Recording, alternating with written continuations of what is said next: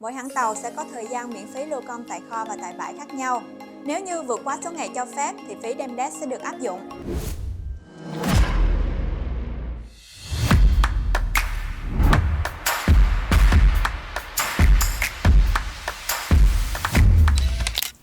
Ta-da! Chào mừng mọi người đã đến với kênh YouTube Việt Nam Logistics Forum.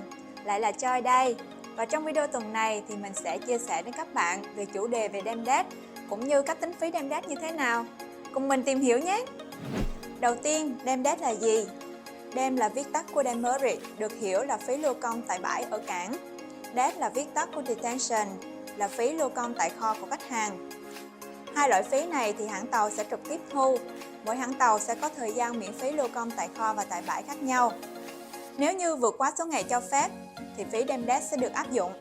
Đối với hàng xuất thì thời gian miễn phí đét được tính từ ngày khách hàng lấy công rỗng cho đến ngày khách hàng hạ công tại bãi đã được chỉ định. Thời gian miễn phí đem sẽ được tính từ ngày khách hàng hạ công tại bãi chỉ định cho đến ngày kết off hoặc ETD tùy thuộc vào hãng tàu. Lưu ý nên hỏi rõ hãng tàu về vấn đề này để tránh phát sinh các chi phí không đáng có. Đối với hàng nhập thì thời gian miễn phí đem sẽ được tính từ ngày công hàng được hạ xuống bãi cho đến lúc khách hàng lấy công. Thời gian miễn phí đét sẽ được tính từ ngày khách hàng lấy công cho đến ngày khách hàng trả công rỗng về bãi đã được chỉ định. Thời gian miễn phí sẽ bao gồm luôn cả thứ Bảy, Chủ nhật và ngày lễ, trừ khi có thông báo cụ thể từ hãng tàu. Thường sẽ không tính đối với các lô hàng lưu tại bãi trong dịp nghỉ Tết Nguyên đán. Ví dụ, bạn có một lô hàng xuất, ETD là ngày 10 tháng 1, cắt máng vào lúc 10 giờ ngày 9 tháng 1.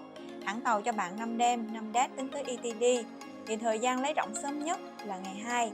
Nếu bạn lấy rỗng vào ngày 2 thì hạn miễn phí lưu công tại kho riêng sẽ kết thúc vào ngày 6. Nếu sau ngày này bạn chưa hạ công thì hãng tàu sẽ thu phí đét cho mỗi công trên mỗi ngày trễ. Với ETD ngày 10 tháng 1 thì thời gian miễn phí đem sẽ được tính từ ngày 6 tháng 1. Lưu ý tính luôn cả ETD.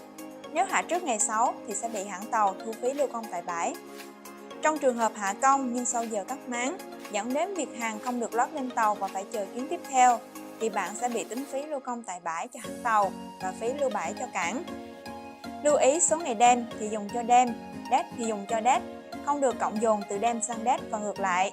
Chẳng hạn như trường hợp trên, nếu bạn lấy công, đóng hàng, hạ bãi sớm và còn dư 2 ngày, thì cũng không được cộng dồn 2 ngày đó sang số ngày đem. Ngay sau khi bạn hạ công thì sẽ bắt đầu tính số ngày miễn phí đem. Phí đem đét thường được tính theo phương pháp lũy tiến. Ví dụ, nếu bạn trễ từ 1 đến 3 ngày thì sẽ bị chạc 20 đô trên công trên ngày. Từ ngày thứ Tư đến ngày thứ Bảy thì sẽ bị chạc 30 đô. Và ngày thứ 8 trở đi là 40 đô. Tương tự, đối với lô hàng nhập, ngày tàu cập là ngày 15 tháng 1, hãng tàu cho thời hạn là 6 đêm 3 đét. Có nghĩa là thời hạn miễn phí đem sẽ hết vào ngày 20 tháng 1, nhớ là tính luôn cả ngày tàu cập. Sau ngày này, hãng tàu sẽ chặt phí đem. Nếu bạn lấy công sớm vào ngày 19 tháng 1 thì đến ngày 21 bạn phải trả công rỗng về bãi. Qua ngày này nếu chưa trả rỗng thì hãng tàu sẽ bắt đầu tính phí đét. Giống như trên, bạn cũng không được cộng dồn từ đem sang đét và ngược lại. Việc tách riêng đem đét đôi lúc sẽ gây bất tiện cho khách hàng. Vì vậy, nhiều hãng tàu gộp chung lại với nhau. Thay vì 5 đem, 5 đét thì gộp thành 10 days đem đét combine. Có nghĩa là số ngày đem và số ngày đét được dùng chung, được san sớt và được cộng dồn. Miễn là tính từ lúc mang công ra khỏi bãi cho tới lúc trả công thì đúng 10 ngày là không bị phạt. Khi gộp chung lại được gọi là free time. Điều này sẽ giúp cho khách hàng linh hoạt hơn trong việc lấy, hạ công và xử lý các vấn đề về tồn kho. Số ngày miễn phí có thể nhiều hơn tùy thuộc vào thỏa thuận giữa bạn và hãng tàu trước đó. Và sau đây thì mình sẽ hướng dẫn cho các bạn cách tính phí đem đét. Đầu tiên, bạn vào trang chủ của One. Sau đó chọn E-commerce. Chọn One E-commerce. Price. Chọn Rate Tariff. Chọn đem đét. Chọn Basic Tariff. Ví dụ như tuyến từ Việt Nam sang Shanghai, bạn muốn xem đem đét ở bên nào Shanghai thì tại Old Country District, bạn nhập tên nước là China. Location, bạn nhập tên cảng cụ thể là Shanghai.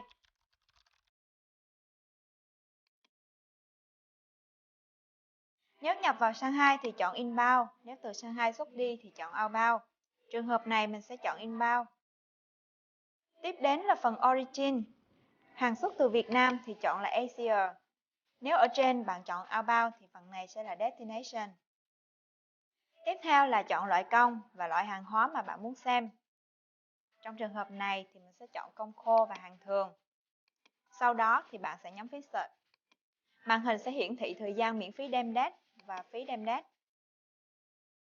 Trong trường hợp này thì hàng thường nhập vào sang 2 sẽ có 7 ngày Free Time Demdet Combine. Với hãng tàu One thì Free Time tính đến ETD và bao gồm thứ Bảy, Chủ nhật và ngày lễ. Tiếp đến là phí Demdet tính theo phương pháp lũy tiến. Nếu trễ từ 1 đến 7 ngày thì sẽ bị chặt 70 nhân dân tệ cho công 20, 140 nhân dân tệ cho công 40 thường, 160 cho công 40 cao và 180 cho công 45. Trễ từ 8 đến 21 ngày sẽ bị chặt phí gấp đôi, tương tự từ 22 ngày trở đi cũng vậy. Nếu bạn muốn xem những tuyến khác hoặc là các loại công khác để biết được thời gian miễn phí Demdet cũng như số tiền bị chặt khi vi phạm thì bạn có thể làm theo như cách mà mình nêu ở trên. Và video trên là những gì mà mình muốn chia sẻ đến các bạn về chủ đề Demdet cũng như cách tính phí Demdet. Nếu bạn có vấn đề gì thắc mắc, hãy để lại comment dưới video hoặc liên hệ đến số hotline 1900 989802 hoặc số Zalo hiển thị trên màn hình để được giải đáp cụ thể nhé. Đừng quên like, share, subscribe kênh YouTube Việt Nam Logistics Forum để không bỏ lỡ bất kỳ video nào nhé. Xin chào và hẹn gặp lại các bạn ở video tiếp theo. Bye